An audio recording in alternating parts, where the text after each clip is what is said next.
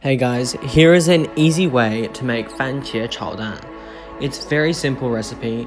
All you will need is tomatoes, lots of tomatoes, and pick the ripe ones, lots of eggs, a bit of salt, olive oil, and sugar.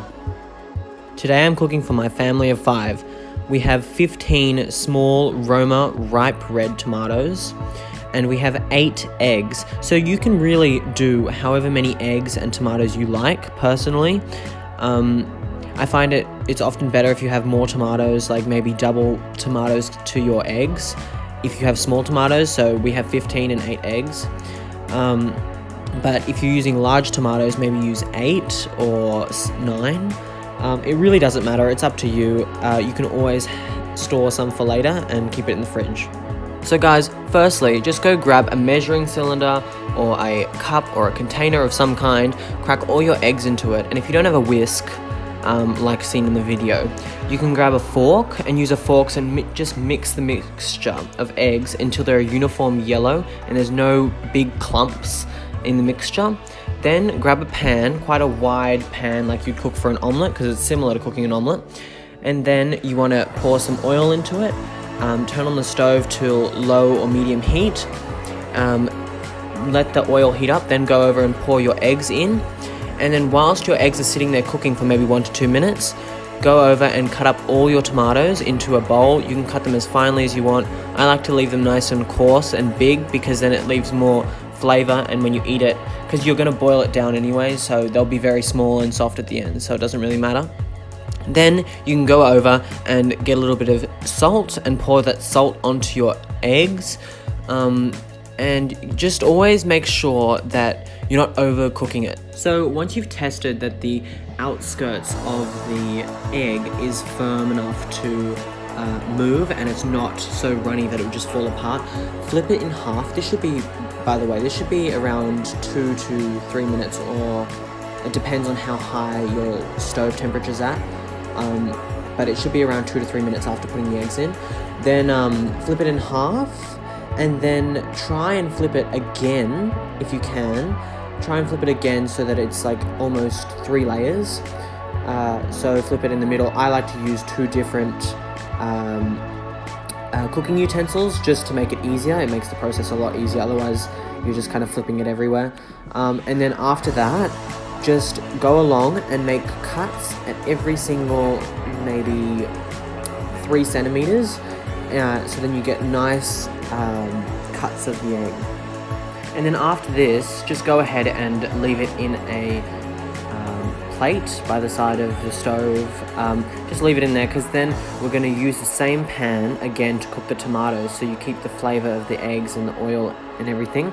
We're going to use that same pan to cook the tomatoes, so just leave the eggs on the side. So guys, now go ahead and grab your pre-cut tomatoes in that bowl and pour them into the same pan that should still be on the stove with the heat on and everything. This process will take a little bit longer, but not too long, because you're just going to boil down and reduce those tomatoes till they're nice and soft. Now your eggs, they don't have to be fully cooked yet, because you're also going to return them back into the tomato sauce at the end. But make sure your eggs are relatively cooked, because when they return back, they'll only be in the tomato sauce for maybe a minute. So make sure they're still really cooked properly throughout, because you don't want to get salmonella or anything, or food poisoning. So make sure they're cooked throughout. Then you can go ahead and put them back in after we've cooked these tomatoes. Now leave your tomatoes in the pan for about a minute by themselves, and then go ahead and put some salt on them and season them a little bit to whatever you like. I normally just put a little bit of salt in, because too much is a little bit overpowering, and you can always put it in at the end when you eat it. And then after about that minute, go grab some water and pour that water on top of it. And then leave that there for now 3 to 4 minutes. What I like to do is I like to get a saucepan lid and put it on top, but we didn't have a big enough lid, so we used a smaller lid. And then you can also put that sugar, so around a teaspoon of sugar. But remember, this is for 5 people, guys, so if you want to put more because you have a bigger family or you have a smaller family, just tweak it to that. It's honestly a really flexible recipe. You can put however much you want because it's basically just tomatoes and egg. But yeah, just follow this guide and it should be really helpful, and you can make a quick and simple Fan Qie Chao Dan.